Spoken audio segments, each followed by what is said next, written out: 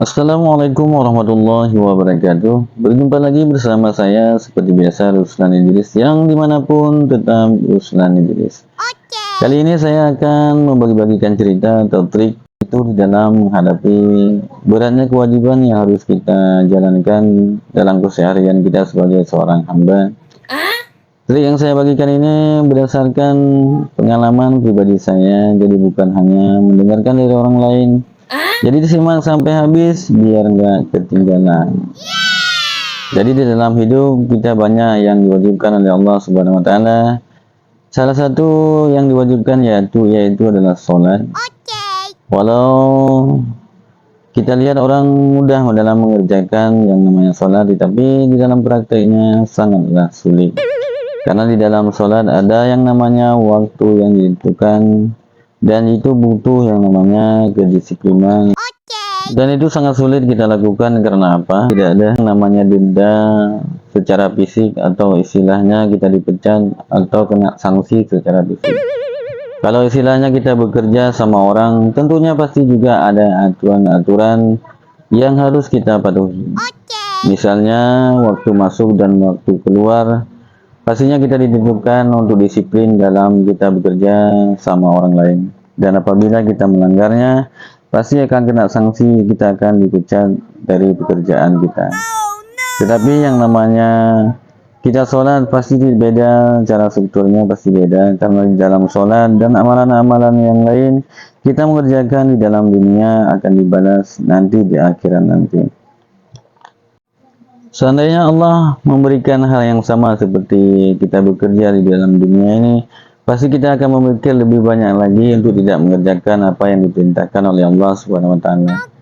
Seperti kita tidak mengerjakan satu sholat saja, kita akan kena hukuman daripada Allah, kita akan kena petir, atau kita akan sakit atau apa. Pasti akan memikirkan lebih banyak lagi untuk tidak melakukannya, dan pasti kita akan mengerjakannya karena kita takut akan kena sanksi. Tapi yang namanya itu, karena semua itu terjadi karena kenapa? Karena daripada kasih sayangnya Nabi Muhammad SAW. Dulu Nabi Muhammad SAW pernah memohon kepada Allah Subhanahu Wa Taala, ya Allah, jangan Kau hukum hambaku atau umatku di dalam dunia, tapi hukumlah mereka di akhirat nanti. Jadi bagaimana caranya agar ibadah atau sholat kita menjadi ringan? Ini yang penting harus kita praktekkan di dalam keseharian kita. Yang pertama yang harus kita lakukan yaitu kita harus mempunyai keinginan yang kuat. Tanpa keinginan yang kuat, semuanya akan jadi sia-sia. Yang kedua, kita harus selalu belajar disiplin. Atau yang ketiga, kita harus selalu berdoa memohon kekuatan daripada Allah Subhanahu Wa Taala. Karena kunci kesuksesan sesuatu adalah daripada ridhonya atau daripada pemberiannya. Yang keempat harus kita lakukan yaitu untuk penyemangat. Istilahnya penyemangat, kita harus yang sering mendengarkan tausiah-tausiah tentang masalah faedah-faedah daripada puasa, atau faedah masalah sholat, faedah-faedahnya yang diberikan oleh Allah Subhanahu Wa Taala. Kenapa harus begitu? Karena itu adalah satu penyemangat atau satu inspirasi yang membuat kita selalu yakin untuk melakukannya untuk kedepannya. Walau dalam prakteknya kita akan banyak kendala-kendala yang akan kita hadapi. Intinya kita harus ingat, sekarang ini kita masih berada di posisi latihan atau belajar untuk disiplin.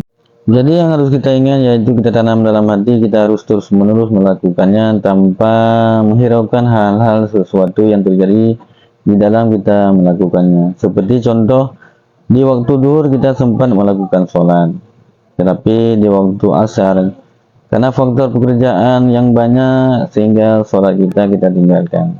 Tapi jangan pernah menghiraukannya atau memikirkan hal seperti itu. Lakukan terus, kapan ada waktu kita untuk melakukan sholat, lakukan terus menerus. Karena apa? Karena kita masih di dalam latihan fisik kita, supaya fisik kita mau dan tidak terasa berat lagi nantinya kalau di dalam melakukan sholat. Lakukan terus, jangan pedulikan. Seraya kita selalu memohon kekuatan daripada Allah Subhanahu Wa Taala atau dari Tuhan Tanam dalam hati kita, kita masih di tahap membiasakan diri fisik kita untuk disiplin dalam sholat. Lakukan terus menerus sampai waktu fisik kita udah terbiasa, dan perubahan itu pasti akan terjadi seiring dengan perjalanan waktu, dan doa-doa kita selalu kita iringkan kepada Allah Subhanahu wa taala. Akan datang bisikan dalam hati secara perlahan-lahan, seperti di bulan-bulan yang lalu kita mengerjakan waktu zuhur dan waktu asar kita tinggalkan.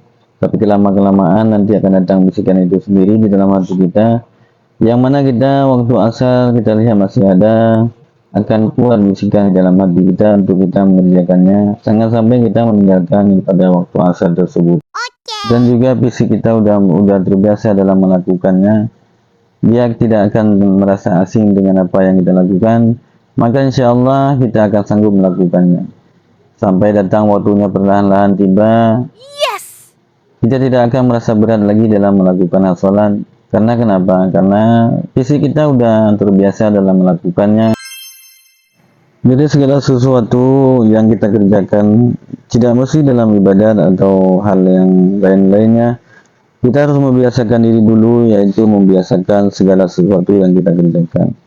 Nanti lama-kelamaan akan menjadi hal yang biasa, enggak lagi menjadi hal yang luar biasa. Di saat itulah kita akan merasa ringan dalam mengerjakan apapun, dan juga di situ akan datang pertolongan daripada Allah Subhanahu wa taala kepada kita, baik dalam hal kita bersemangat dalam ibadah, baik pun dalam hal-hal kita diberikan kekuatan untuk datang kepada majelis-majelis ilmu.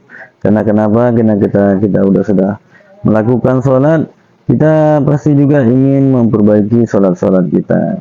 Karena akan datang bisikan dalam hati kita, mengapa saya sholat, sedangkan sholat saya banyak sekali kekurangan-kekurangan di dalamnya. Rasa cinta itu akan tumbuh di dalam hati kita. Kita akan menjadi suatu nikmat dalam melakukannya, dan juga kita nanti setelah melakukannya kita duduk beristighfar. Kita juga udah bisa menangis, memohon kepada Allah Subhanahu wa taala. Karena kenapa? Karena udah terbiasa, hati kita juga sudah dekat kepada Allah Subhanahu wa taala. Itulah titik-titik kemenangan yang akan kita terima di kemudian harinya. Terima kasih selalu kepada yang mau menonton video-video saya. Mudah-mudahan menjadi nasihat bagi saya pribadi, dan juga menjadi nasihat atau renungan bagi saudara-saudara saya dimanapun berada.